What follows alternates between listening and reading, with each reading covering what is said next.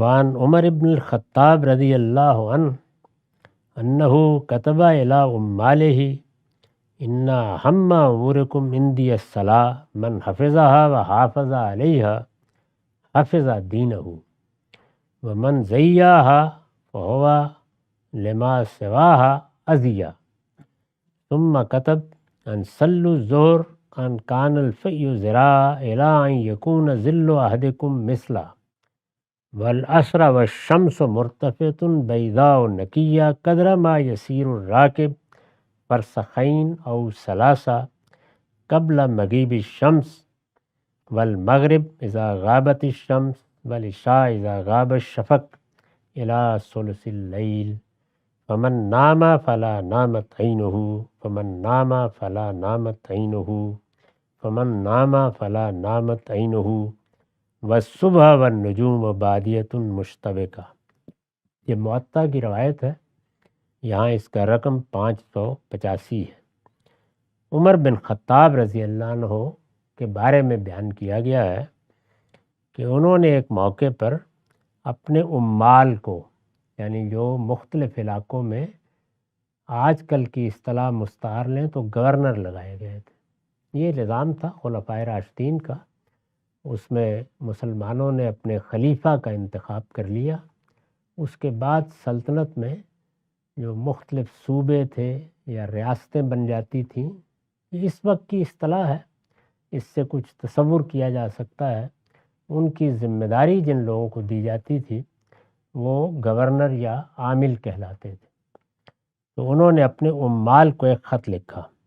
اس خط میں انہوں نے یہ لکھا کہ ہمیشہ پیش نظر رکھنا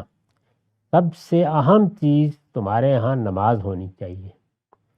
یعنی جب تم سلطنت کے امور انجام دیتے ہو تو وہ تو تمہاری ذمہ داری ہے، لیکن خود نماز کی حفاظت کرنا، نماز سے متعلق جو ضروری ہدایات ہیں ان پر عمل پیرا رہنا، اور نماز تمہارے اوقات اور تمہارے معاملات کا احاطہ کیے رہے، جیسے کہ وہ 5 وقت فرض کی گئی ہے، تو اس کا خیال رکھنا۔ انہوں نے مزید لکھا تھا کہ جس نے نماز کی حفاظت کی اور وہ پوری طرح نگران رہا کہ اس کے ارکان میں، اس کے آداب میں، اس کے اوقات میں کوئی خرابی نہ ہو، اس نے اپنے دین کی حفاظت کی۔ اور جس نے نماز کو ضائع کر دیا پھر اس کے بعد وہ باقی چیزوں کو بھی ضائع کر بیٹھے گا، زیادہ امکان یہی ہے۔ اس کے بعد انہوں نے نماز کے بارے میں کچھ اوقات کی پابندی کی طرف توجہ دلائی اور اوقات بھی بیان کیے۔ یہ صاف معلوم ہوتا ہے کہ اس طرح کی اصطلاحات بعض اوقات ملتی تھیں کہ کسی عامل نے اپنے ہاں نماز کی امامت میں تاخیر کی ہے، لوگ انتظار کرتے رہے، اس طرح کی بعض اوقات شکایات مل جاتی تھی۔ صاف معلوم ہوتا ہے کہ ایسے ہی کسی موقع پر خاص طور پہ انہوں نے اوقات کی طرف بھی توجہ دلائی ہے کہ ان کا لحاظ رکھنا چاہیے۔ ہم اگر تاریخ پڑھیں تو معلوم ہوتا ہے کہ اس طرح کی کوتاہی، کسی کام میں مصروف رہے، کوئی اس طرح کا معاملہ آ گیا تو چونکہ جو عامل ہے، گورنر ہے، اسی کو نماز پڑھانی ہے، آگے لوگ بیٹھے ہوئے انتظار کر رہے ہوتے تھے، اس میں کوئی کوتاہی ان کے علم میں آئی ہوگی، تو انہوں نے اس موقع پر یہ نصیحت بھی کی اور اس کے ساتھ لکھ بھیجا کہ دیکھو ظہر کی نماز ایک ہاتھ سایہ جب ہوتا ہے تو اس وقت پڑھ لینی چاہیے۔ یعنی یہاں اب اوقات بیان کرنا پیش نظر نہیں ہے، بلکہ یہ کہ بیجا تاخیر نہیں ہونی چاہیے۔ تم لوگوں کو نماز کا اہتمام کرنا ہے یا مسجد میں جا کے امامت کرانی ہے۔ میں عرض کر چکا ہوں کہ اس زمانے میں اس کا کوئی تصور نہیں تھا، چھوٹی بستیوں میں لوگوں کو عام طور پر کہہ دیا جاتا تھا کہ وہ اپنے اپنے ائمہ مقرر کر لیں، اور ان کی بھی منظوری ہی دیتی تھی ریاست، وہ نماز کی امامت کرا سکتے ہیں۔ لیکن یہ کہ مرکزی مسجد میں یا جامع مسجد میں یا جو عام طریقہ تھا اس میں کہ جہاں کہیں بھی قصر عمارت بنایا جاتا تھا یا عمارت کے لیے کوئی دفاتر بنائے جاتے تھے، یہاں عمال رہتے تھے، تو مسجد کے قریب ہی ہوتا تھا وہ، تو وہاں وہ نماز پڑھاتے تھے جا کے۔ تو انہوں نے کہا کہ ظہر کی نماز بس ایک ہاتھ سائے تک پڑھ لینی چاہیے، زیادہ سے زیادہ جو تاخیر ہے وہ یہ ہے کہ الا ان یکون ظل احدکم مثلہ، کہ ایک مثل یعنی تمہارے قد کے برابر سایہ چلا جائے۔ اور عصر کی نماز میں زیادہ تاخیر نہ کیا کرو، سورج بلند ہو، ابھی اس کی سفیدی قائم ہو اور صاف شفاف نظر آ رہا ہو تو اس کو پڑھ لیا کرو۔ بلکہ مزید وضاحت کی، یہ بالکل صاف معلوم ہوتا ہے کہ ان کو تاخیر کی اطلاعات ملی ہیں، اس پر وہ یہ اقدام کر رہے ہیں۔ تو کہتے ہیں کہ قدرہ ما یسیر الراکب فرسخین اور ثلاثہ قبل مغیب الشمس، یعنی سورج روشن ہو، سورج بلند ہو،